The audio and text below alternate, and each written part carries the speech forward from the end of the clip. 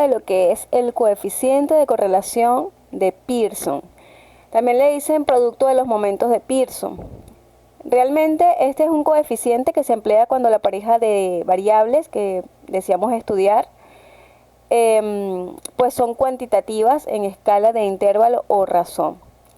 Básicamente trabaja con las covarianzas existentes entre ellas respecto a la medida de tendencia central.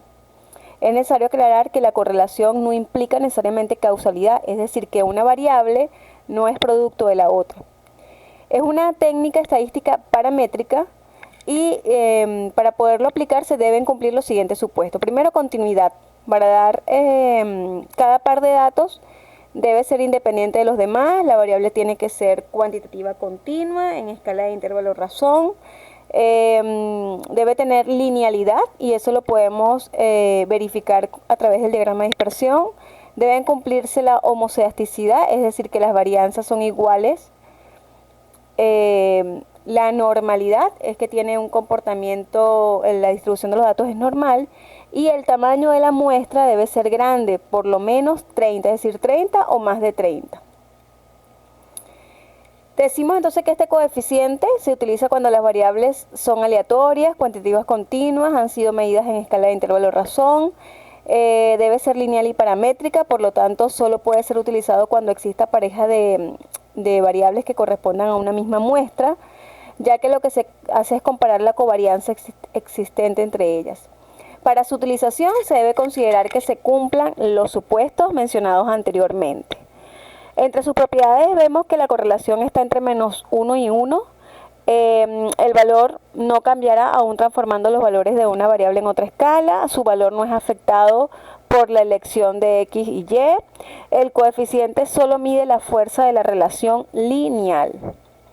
Existen varias fórmulas para calcular el coeficiente de correlación, sin embargo, la más utilizada en los libros, la que más aparece en los libros, es la de puntuaciones originales. Vemos aquí un ejemplo, ya sabemos que la muestra debe ser mayor a 30, sin embargo, esto es simplemente para efectos prácticos, para que ustedes vean cómo se hace manual. Tenemos una pareja de datos, primer parcial es X y el segundo parcial es Y. Los valores de la variable X, vemos, los valores de la variable X se elevan al cuadrado, los valores de la Y se elevan al cuadrado y luego se multiplican X por Y y entonces tenemos estas tres columnas, ¿sí? Las X al cuadrado, Y al cuadrado y la multiplicación de X por Y. Una vez que tenemos esas tres columnas, lo que hacemos es sustituir los valores en la fórmula, resolvemos y nos da el coeficiente, ¿sí?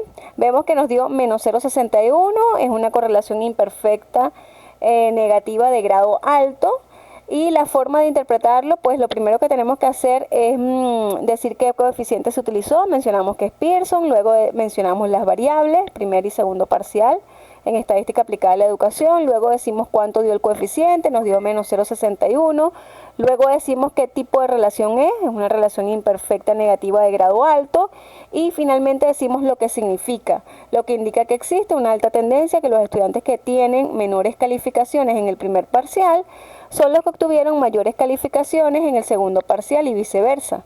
Los estudiantes que tienen mayor calificación en el primer parcial son los que tienen menor calificación en el segundo parcial y viceversa. Recordemos que tenemos un coeficiente negativo y cuando es negativo, a medida que uno aumenta, la otra disminuye.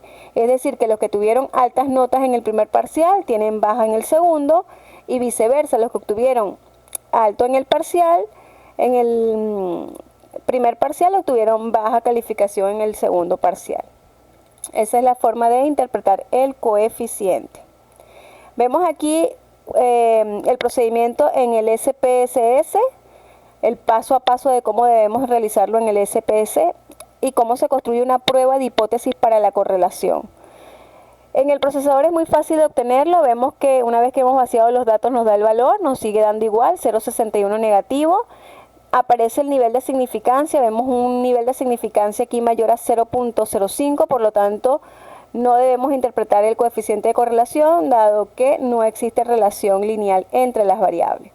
Y vemos que es una pareja de, tenemos 10 datos, es decir, hemos trabajado con 10 sujetos y corresponden las calificaciones de esos 10 sujetos. Entonces, para que veamos que En